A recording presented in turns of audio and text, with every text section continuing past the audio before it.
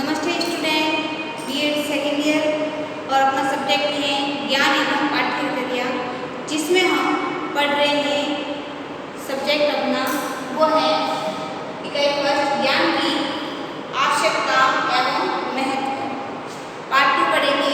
इससे पहले की जो क्लास थी उसमें हमने ज्ञान की आवश्यकता एवं महत्व का पाठ फर्स्ट पढ़ा था, जिसमें हमने जैसे चरित्र के विकास के लिए ज्ञान आवश्यक है, व्यावसायिक विकास के लिए ज्ञान आवश्यक है, रोजगार के लिए, उच्च जीवन स्तर के लिए, शारीरिक विकास के लिए, सांस्कृतिक विकास के लिए और आध्यात्मिक विकास के लिए ज्ञान को महत्वपूर्ण और आवश्यक माना गया है।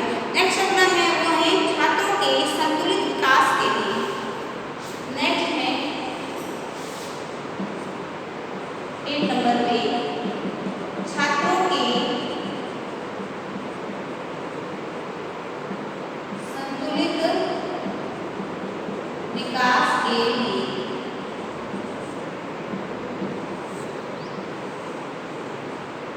छात्रों के संतुलित विकास के लिए इसमें हम देखेंगे कि छात्रों में संतुलित विकास के लिए ज्ञान की आवश्यकता और महत्वपूर्ण होती है। उनको तीनों प्रकार के ज्ञान प्राप्त करने की प्रक्रिया से परिचित कराया जाता है। उनको शारीरिक रूप से, मानसिक रूप से व आध्यात्मिक रूप से संपूर्ण रूप से ज्ञान दिया जाए, तभी उसका सर्वांगीण रूप से विकास किया जा सकता है। अतः शारीरिक एवं मानसिक विकास से छात्रों को संतुलित विकास का मार्ग प्रशस्त करता है, क्योंकि शारीरिक एवं मानसिक रूप से स्वस्थ छात्र प्रत्येक क्षेत्र में सफलता प्राप्त करता है। तो हम इसमें लिख देते हैं कि छात्रों की शारीरिक एवं मानसिक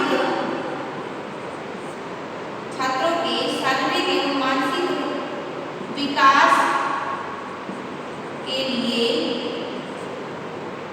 बल दिया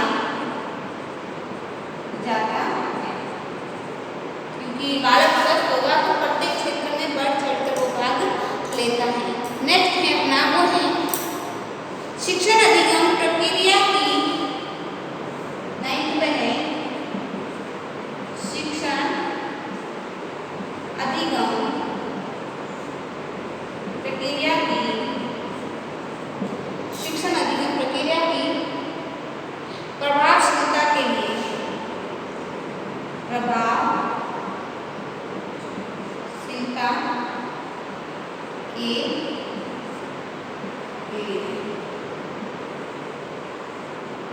शिक्षण अधिगम प्रक्रिया की प्रभावशीलता के लिए शिक्षण अधिगम प्रक्रिया के लिए छात्रों में अधिगम कौशलों का विकास, जो अधिगम से संबंधित कौशल हैं, उन कौशलों के विकास का होना सर्वोपरि माना जाता है तथा शिक्षक को समस्त शिक्षण कौशलों का ज्ञान होना चाहिए। इन दोनों पक्षों, शिक्षक और शिक्षार्थी दोनों पक्षों को यदि अपने कौशलों का ज्ञान होगा तो शिक्षण अधिगम प्रक्रिया प्रभावी रूप से संपन्न होगी। इसके विपरीत यदि छात्र और शिक्षक दोनों ही अपने कौशलों के संदर्भ में ज्ञान नहीं रखते हैं तो शिक्षण अधिगम प्रक्रिया प्रभावी रूप से संपन्न नहीं हो पाएगी। इस कार्य के लिए शिक्षण कौशलों के रूप में प्रमुख रूप से शिक्षक को प्रस्तावना कौशल, व्याख्या कौशल, श्यामपट्ट कौशल, लेखन कौशल आदि का ज्ञान प्रमुख रूप से प्रदान किया जाता है। तो इसके द्वारा हम लिख देते हैं इसमें प्रस्तावना कौशल, श्यामपट्ट कौशल,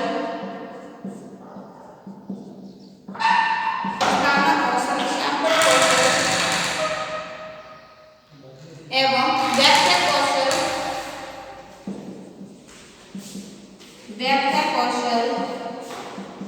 प्रस्तावना कौशल, श्यामपट्ट कौशल, व्याख्या कौशल और लेखन कौशल आदि का प्रभावी रूप से या आदि का ज्ञान दिया जाता है। नेक्स्ट है अपना वो है समायोजन क्षमता के विकास के लिए।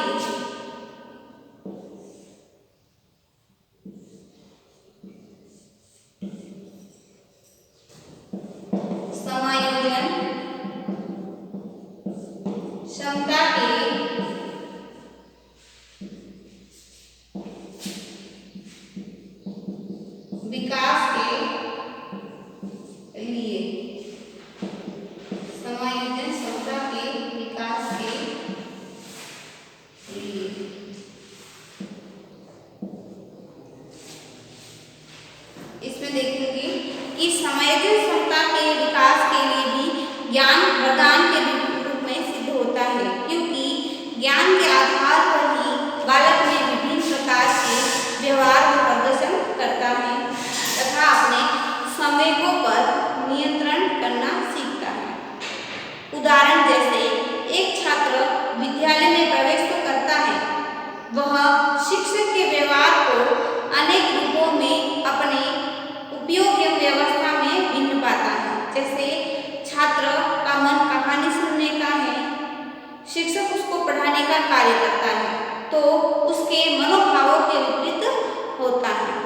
इसके पश्चात भी छात्र कक्षा में बैठकर अध्ययन करने का प्रयास करता है, क्योंकि वह जानता है कि उसको शिक्षक की आज्ञा का पालन करना चाहिए, क्योंकि शिक्षक उसका आदर्श होता है। इस प्रकार प्रत्येक क्षेत्र में समायोजन क्षमता का विकास होता है।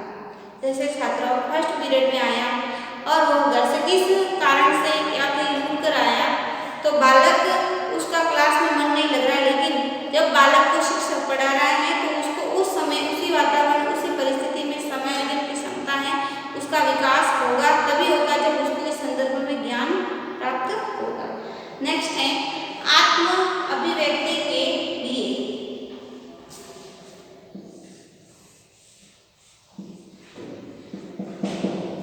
आत्म अभिव्यक्ति के लिए आत्म अभिव्यक्ति के लिए भी व्यक्ति को ज्ञान की आवश्यकता पड़ती है।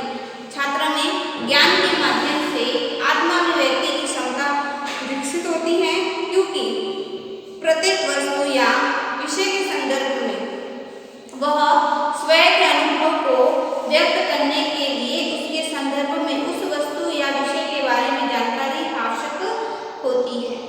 इस जानकारी को प्राप्त करने के लिए उसको ज्ञान की आवश्यकता होती है। ज्ञान की आवश्यकता को परिचयात्मक एवं कौशलात्मक एवं तथ्यात्मक ज्ञान के माध्यम से पूर्ण किया जा सकता है। इस प्रकार प्रत्येक वस्तु एवं विषय के संदर्भ में जो अवधारणा है उन अवधारणाओं के विकास तथा उनके प्रस्तुतिकरण के लिए ज्ञान की आवश्यकता होती है। नेक्स्ट है अवकाश का सदुपयोग।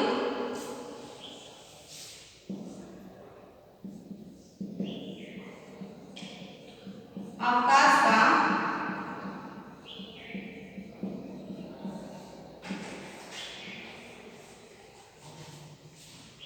का सदुपयोग। अवकाश के समय भी छात्रों में अनेक प्रकार की गतिविधियां और मनोरंजन की दृष्टि से संपन्न करते हैं। इस मनोरंजन के साथ साथ छात्र अनेक कौशलों का ज्ञान भी सीख सकते हैं, जिससे उनके ज्ञान में वृद्धि होगी तथा मनोरंजन भी होगा। जैसे मनोरंजन के रूप में टेबल टेनिस, क्रिकेट तथा वॉलीबॉल आदि खेल सिखाए जा सकते हैं। खाली समय में छात्रों को स्वाध्याय करने के लिए प्रेरित भी किया जा सकता है।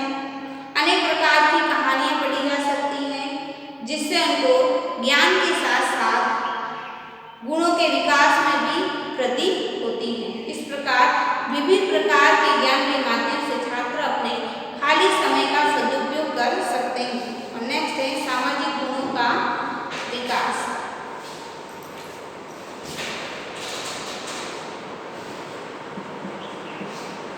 सामाजिक गुणों का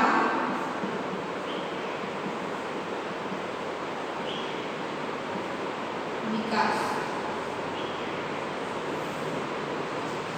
सामाजिक गुणों का विकास।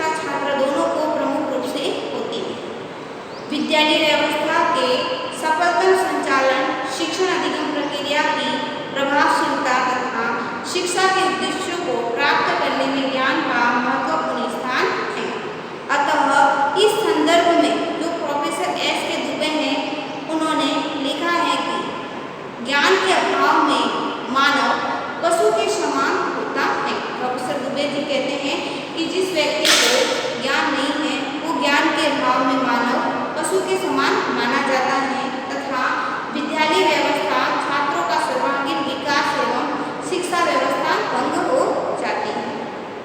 ज्ञान ही वह केंद्र बिंदु है जिसके चारों ओर व्यक्ति